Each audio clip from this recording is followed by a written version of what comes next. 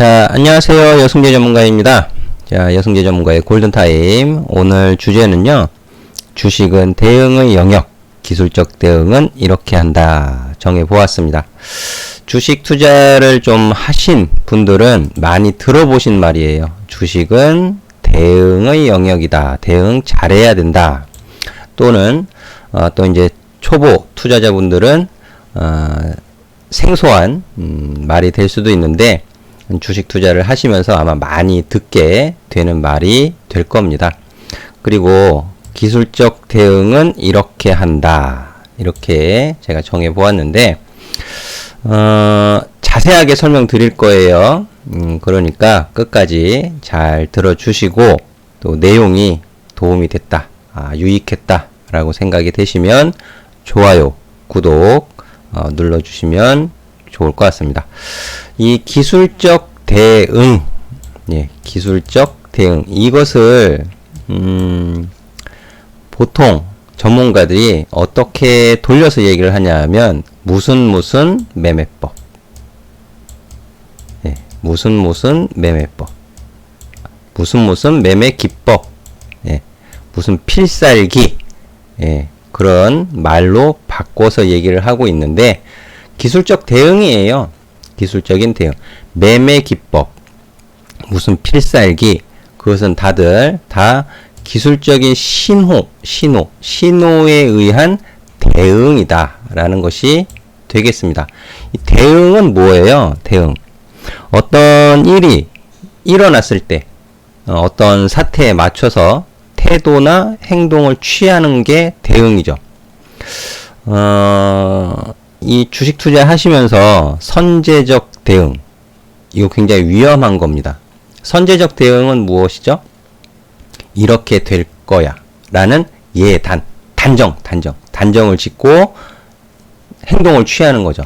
더 빠질 거야, 더 올라갈 거야, 예단을 하는 거죠. 예단을 해서 선제적 대응을 한다. 굉장히 위험할 수 있습니다. 기술적 대응은요, 어떤 신호가 발생이 되었을 때 그것을 확인하고 내가 적절한 행동, 매수나 매도를 하는 것을 말을 합니다. 이렇게 이해를 해 주시면 좋을 것 같고, 자, 시작을 해 보도록 할 텐데요. 대응을 하기 위해선 신호가 있어야죠. 신호. 이렇게 하면 저렇게 할 거야, 저렇게 하면 이렇게 할 거야. 신호에 의한 행동을 취하는 겁니다. 그러면 그 신호가 다른 여러 신호가, 만약에 복잡한 신호가 발생이 되고 있다면 그 신호를 어떻게 해석을 할 것이냐. 차트를 보시면은 보조지표가 굉장히 많잖아요. 굉장히 많습니다. 수십 가지의 보조지표가 있는데 그 보조지표마다 각기 다른 신호를 보내고 있다면, 어떤 거는 매수의 신호, 어떤 것은 매도의 신호, 서로 상충하는 신호를 보내고 있다면 어떤 행동을 취하시겠어요? 굉장히 어렵겠죠. 고민이 될 거예요. 고민. 그래서 기술적 대응은 이렇게 한다 해서 해야 할 것과 하면 안 되는 거, 해야 할 것과 하면 안 되는 것을 좀 나눠서 볼 필요가 있다.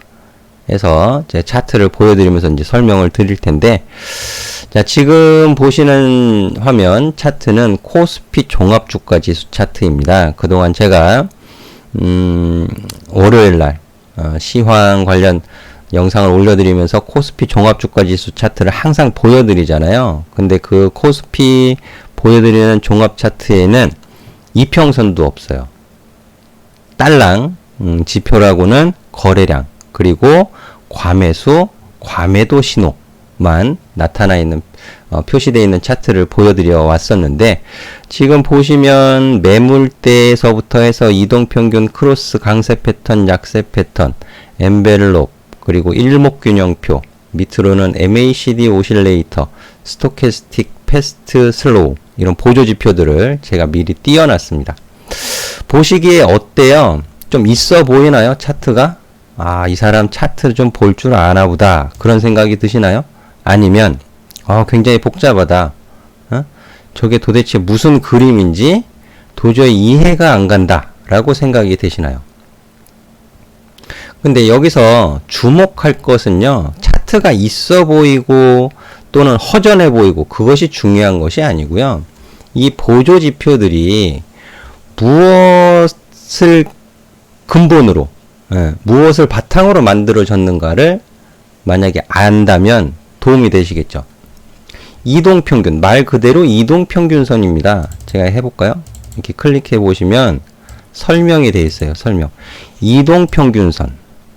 이동평균선은 무엇이죠? 종가.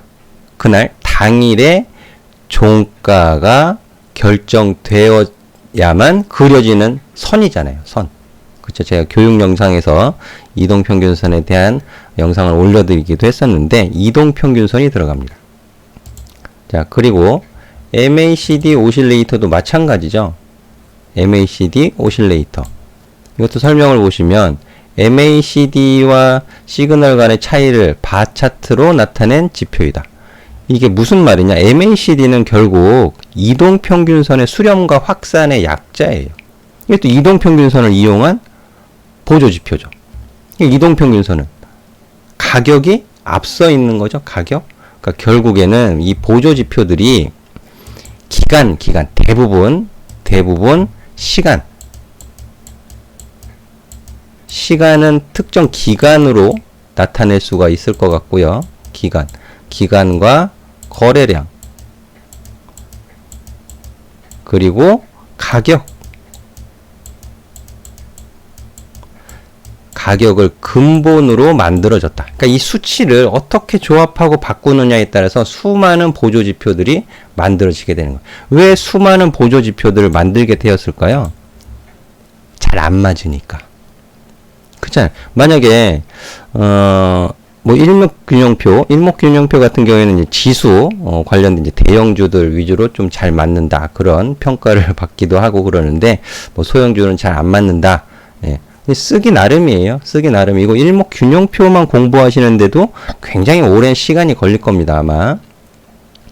네, 이 일목균형표가 됐건, 뭐 MACD 오실레이터가 됐건, 스토캐스틱이 됐건, 하락 다이버전스, 스토캐스틱의 뭐 상승 다이버전시, 뭐 하락 다이버전시, 이런 신호가 잘 맞는다면 다른 거 볼 필요가 있을까요? 그것만 보면 되잖아요. 그쵸? 그런데 그게 잘 안 맞으니까, 맞을 때도 있고 안 맞을 때도 있으니까는 다른 거를 개발하게 되는 거예요. 또 개발하는 사람의 본인만의 그 특정 보조지표. 근데 이걸 썼더니 좀 잘 맞는 경향이 있어. 그러니까 이제 그거를 다른 사람들이 또 배워서 써먹고. 그런데 결국엔 신뢰도의 문제다. 신뢰도. 그리고 그 이전에 시간이라는 특정 기간과 거래량, 가격을 포함한 이 시세 변화를 이해하지 못한다면 이 보조지표를 뭐 10개, 100개를 이용하신다 하더라도 신뢰도는 떨어질 수밖에 없다. 저는 그렇게 좀 말씀을 드리고 싶은데, 그래서 제가 이거를 하나씩 다 지워버리도록 하겠습니다. 버리세요. 네. 그리고 나중에 시간 되시면 하나하나 잘 공부하셔서 본인한테 잘 맞는 보조지표 한두 개 정도만 사용하셔도 충분하다라는 것이 되겠고요. 자, 그리고 매물대 차트 아마 많이들 보실 거예요. 매물대 차트는 앞서 말씀드렸던 것처럼 특정 기간에 따라서 이 매물대 막대기가 막 바뀌어요. 그런데 주식 투자를 하시면서 20일간 매물대, 뭐 100일간의 매물대, 뭐 300일간의 매물대를 나는 중요하게 보겠다. 굉장히 어이없는 겁니다. 이번 코 땡땡 때문에 주가에 폭락이 있었잖아요. 이건 뭐죠? 이걸 포함한 기간. 이게 들어가는 순간 이 매물대 막대기는 또 잘못된 신호를 우리 투자자분들한테 전할 가능성이 높아진다라는 것이죠. 그쵸? 그래서 좀 유연한 사고로 그냥 참고 정도만 하시면 좋을 것 같습니다. 매물대 차트는. 그래서 그냥 봉 차트로만 보셔도 충분하다. 봉 차트 이렇게. 이게 본연의 차트죠. 본연의 차트.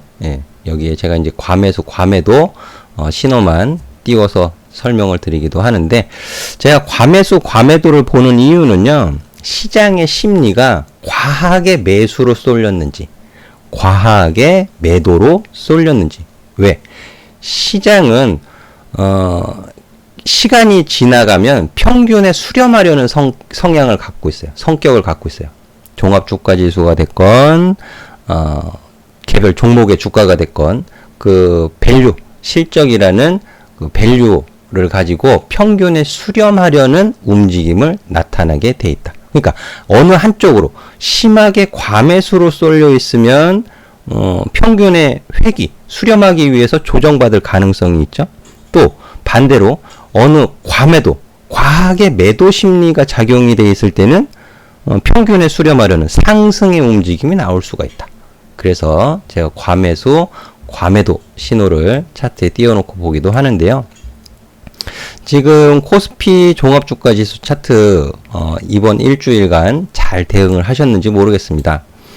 월요일 날 마이너스 4.76% 굉장히 급락, 폭락이라는 표현을 쓰기도 했었는데, 급락이 일어났던 월요일, 제가 주간 국제금융 주요 이슈 및 전망 이런 소식, 그리고 2차 폭락의 시작이냐 주제로 설명을 드리기도 했었는데, 이 신호, 월요일의 이 음봉의 신호를 어떻게 해석을 했느냐에 따라서 대응이 서로 완전히 바뀌었을 거예요.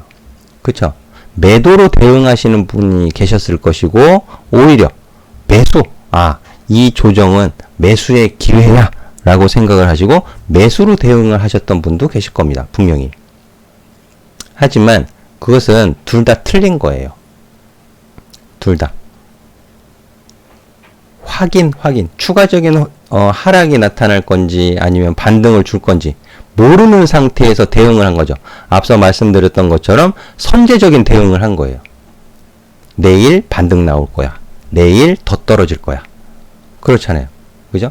근데 여성재 전문가가 월요일 날 강조해서 말씀드렸던 게 무엇일까요? 강조해서 말씀드렸던 게. 제가 월요일 날 말씀을 드린 화면. 말미에 주간 기준으로 6월 첫 주의 시가를 훼손하는지 훼손하지 않는지에 따라서 대응의 차이가 나타납니다. 대응이 분명 달라집니다. 라고 강조해서 말씀을 드렸어요. 강조해서. 자, 이번 주 코스피 종합주가지수 어떻게 마감을 했나요?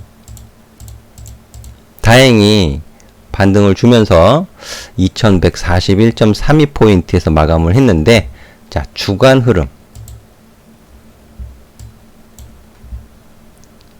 월요일 첫 주, 6월 첫 주의 시초가를 어떻게 했나요? 지켰죠. 그럼 월요일 날 손절하신 분들은, 매도하신 분들은 다음날 반등 준다고 바로 다시 재매수 하실 수 있었을까요? 쉽지 않았을 겁니다. 그쵸? 그리고 일간 흐름에서 이 음봉은 상승의 추세, 단기적인 상승의 추세를 일단락 시켰습니다. 라는 표현을 제가 해드렸어요. 상승의 추세가 일단락된 이후에는 어떤 흐름으로 바뀌어진다? 죽는 것이다 라고 말씀드린 것이 아니고 횡보의 흐름으로 바뀔 수 있습니다. 라는 설명을 드렸잖아요. 굉장히 단순하죠. 단순하게 맞네. 여러 신호들을 다 지워버리고 단순하게 캔들의 시가와 종가를 확인하는 것만으로도 시장의 대응이 가능했다라는 것이에요. 자, 종목 주가 한번 볼까요? 종목 주가. 제가 셀트리온 보유, 엉덩이 무겁게 보유하세요라는 의견을 드리고 있잖아요. 그리고 지난주 일부 이제 많이 상승을 했기 때문에 좋은 수익이 발생이 되었기 때문에 일부 분할 매도 의견을 드렸습니다. 이런 말씀을 드렸는데, 자, 그럼 셀트리온을 보유하고 계신 분들, 어떻게 대응을 하는 게 좋았었는지 한번 종목 차트 보자고요. 이 셀트리온 일간 흐름 보시면은, 자, 월요일이죠. 월요일 음봉 나왔어요. 시장이 빠지니까. 그쵸? 마이너스 종가 7.9%. 장중 저가는 마이너스 9.75%. 자, 주간으로 돌려볼까요? 주간으로. 6월 첫 주에 종가를 깨지도 않았고요. 다음 6월 둘째 주에 시초가를 훼손하지도 않았습니다. 월요일 날 마이너스 장중에 9%, 종가상 마이너스 7% 빠졌다고 해서 다 전량 다 매도를 했어야 할까요? 아니면은 보유를 했어야 할까요?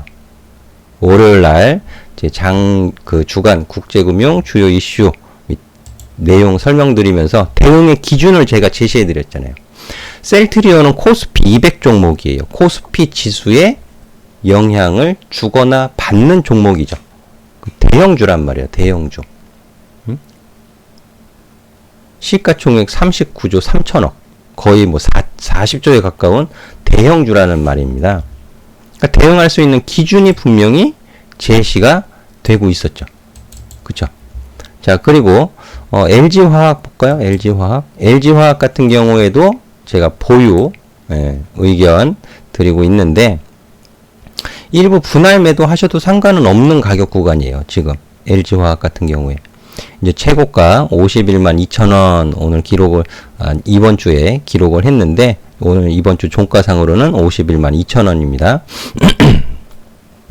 2011년 고가를 경신하느냐? 2011년 고가를 앞두고 있는 거예요. 2011년 58만 3천원인데요. 이 58만 3천원 최고가를 경신하면 역사적인 신고가가 또 기록이 되는 거죠. 2020년은 LG화학에 있어서 역사적인 신고가를 기록하는 해로 기억이 될 수도 있습니다. 그럼 LG화학 같은 경우에도 일부 분할 매도로 수익을 챙겨 놓은 상태에서 남은 물량을 이번 주에 홀라당 팔아. 자, 요렇게만 보시면 이 월요일이에요. 6월 15일 월요일. 장중 저가 마이너스 7.36%. 장중 종가 마이너스 7.36%. 차트를 좀 보신다 하는 분들이 안 좋게 보는 음봉이죠. 종가가 저가예요. 최저가. 이런 경우 캔들이 갖는 의미로 매우 좋지 않게 해석이 되는 캔들 중에 하나입니다. 장중 저가가 종가가 되는 음봉 캔들. 썩 좋은 캔들은 아니에요. 분명히. 하지만 LG화학 같은 경우에도 코스피 200 종목이죠. 시가총액 36조 1000억. 자, 주간 흐름으로 보시죠. 제가 주간 흐름에서 6월 첫 주의 시가를 훼손하는지에 따라서, 지키는지에 따라서 대응이 달라질 수 있다. 자, 그러면 물론 45만원 위에서 매수하신 분들은 좀 걱정이 되셨겠죠? 45만원이 지난주 목요일, 금요일 45만원 위에서 매수하신 분들은 아마 월요일날 크게 놀라셨을 거예요. 분명히. 그렇잖아요? 매수한 가격에 따라서 대응이 달라질 수밖에 없겠지만, 하지만 그렇다 하더라도 주간 흐름에서 6월 첫 주 종가, 6월 둘째 주 시가, 이 가격을 6월 셋째 주에 종가상 이탈하게 되면 내가 위험 관리, 리스크 관리, 수익 관리를 해야겠다라는 기준이 명확한 거예요. 기술적인 대응, 매매 기법은 이름은 갖다 붙이기 나름이에요. 무슨 필살기, 아주 그냥 혹할 수 있는 이름을 갖다 붙일 수도 있겠지만, 저는 뭐 그럴 필요까지는 없을 것 같고요. 우리 주식 투자의 초보자분들도 충분히 대응할 수 있는 아주 간단하고 명료한 기준을 제가 제시해 드리고 있는 겁니다. 하지만 교육 영상도 보셔야 돼요. 이 캔들의 시종가가 갖는 의미에 대해서. LG화학 같은 경우에도 전량 매도할 수 있는 신호는 없었다라는 것이 결과적으로 증명이 되었습니다. 그럼 삼성 SDI 같은 경우에는요? 삼성 SDI도 마찬가지죠. 자, 그리고 SK 하이닉스 0.23%. 자, 일간 흐름 보도록 하겠습니다. 제가 SK 하이닉스는 상방으로 방향을 나타낼 가능성이 높습니다. 근데 올라가긴 했어요. 올라갔다가 다시 되밀려 내려왔죠. 월요일날 저가가 최저가가 되는, 좋지 못한, 또 윗꼬리를 단, 윗꼬리는 뭐예요? 매도세라고 표현을 하죠. 캔들 분석할 때 윗꼬리는 매도세, 아랫꼬리는 매수세. 근데 장중에 양봉이었다가 쭉쭉쭉쭉 밀려가지고서는 결국 마이너스 3.76% 하락 마감을 했어요. 종가가 장중 최저가가 되는, 좋지 못한 음봉 캔들을 만들기는 했지만, 자, 주간 흐름으로 보시면 6월 첫 주의 시초가가 82,100원입니다. 6월 셋째 주 주중 저가가 82,000원이에요. 100원 차이 나요. 자, 이 기준을 알고 정하셨던 분들이라면 손절 안 하죠. 매도 안 합니다. 오히려 네가 8만원 근처로 내려와봐. 내가 매수해 줄게. 그냥 이 횡보하던 구간으로 다시 내려온 것일 뿐이에요. 그럼 이 횡보하던 구간의 매수를 하지 못하고 매 순간순간 대응, 살까 팔까 이 대응에서 머뭇 하셨던 분들이라면 다시 한번 기회가 제공됐을 수도 있다라는 것이 여승계 전문가의 의견이 되겠습니다. 어때요? 명확하죠? 명확한 거예요. 이런 기준을 가지고 기술적인 대응을 잘 하셨을 때 손절하는 실패보다는 수익을 실현하는 성공의 가능성을 훨씬 더 끌어올리실 수 있습니다. 라는 것이 되겠고요. 제가 지금 아카데미 회원님들한테도 기본적 분석을 비롯해서 이제 기술적인 분석을 가르쳐 드릴 거예요. 우리 아카데미 회원님들한테. 그래서 제 영상 더보기 누르시면 카톡방, 무료 카톡방 입장 링크도 있고 아카데미 문의 연락처도 있으니까 많은 관심 주시면 좋을 것 같고요. 그리고 장전 시황, 굉장히 또 중요한 내용들을 제가 의견을 달아서 코멘트를 달아서 전해드리고 있기 때문에 오시면 분명히 좀 도움이 되실 것 같습니다. 자, 한 주간 수고 많이 하셨고요. 저는 다음 주 또 이 시간에 찾아뵙도록 하겠습니다. 항상 성공투자 응원해드리도록 하겠습니다. 감사합니다.